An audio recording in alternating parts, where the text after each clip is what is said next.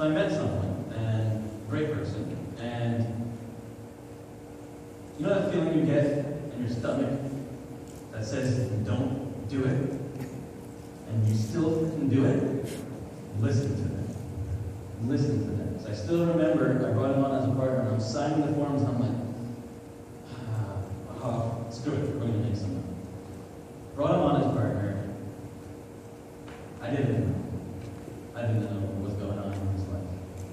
And so, this company had gotten valued at $7 million. We were doing $5 million a year in revenue.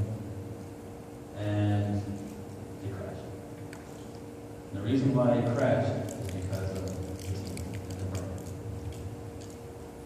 It is what it is. Things happen. I'm going to get into a little bit more detail. And I don't like to talk negative about anyone or any people or anyone. He was going through some personal issues.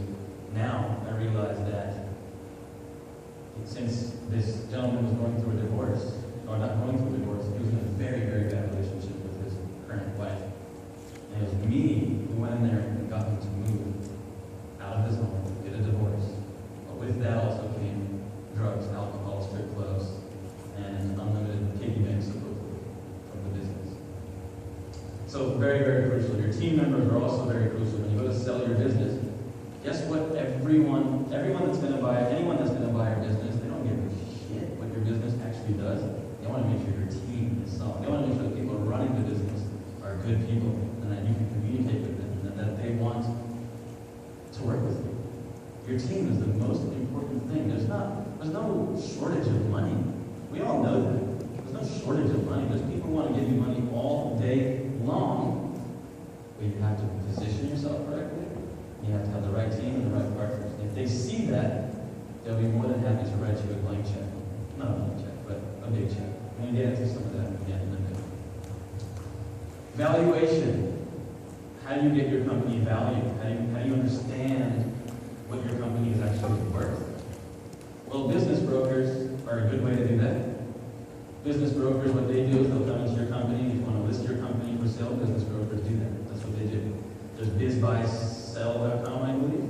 bizbuysell.com. That's one business broker. There's business brokers, appbusinessbrokers.com. And these guys will say, if you say, okay, I want to sell my business, they'll go in, they'll look at your revenue, and say, okay, your business is worth X amount of dollars. So business brokers are a great way to get a valuation. Then there's professional appraisers. Professional appraisers are very expensive. It can cost you up to $10,000 to get an appraisal on your company, evaluation on your company. So business brokers are a little bit cheaper, sometimes even free, if they're going to make commission on that. So business brokers, I'm going to explain to you about brokering and the deal structures and stuff like that in case study. So I just want to kind of touch some of the topics here. And multiples. People always ask, okay, well, if I make $1 million this year, isn't my company worth like 19 or like 3? Because 3 years multiple, that doesn't work. Most people will tell you you can do that, but no one is going to buy it for that unless they see that huge growth curve happening at the moment. So multiples, even though my company was doing $4 to $5 million a year, it was only valued at $7 million. If you look at net revenue, they look at all of it. So multiples, understanding it will be important, and understanding how your business brokers and the appraisers will multiply your business. So your valuation, you may only do $1 million a year, but you can quite literally get it valued at 2, 3, 4, 5, depending on what you know. And what does that allow you to do? Who knows what that means? So if you have 100 shares of stock in your company, and you own all 100% of that company, and you're only doing $1 million a year, but it's valued at 3, that company's worth $3 million, and you can sell 1 unit, $3 million, divided by 100, and that becomes your share price. Not what you're making, it becomes what it's worth.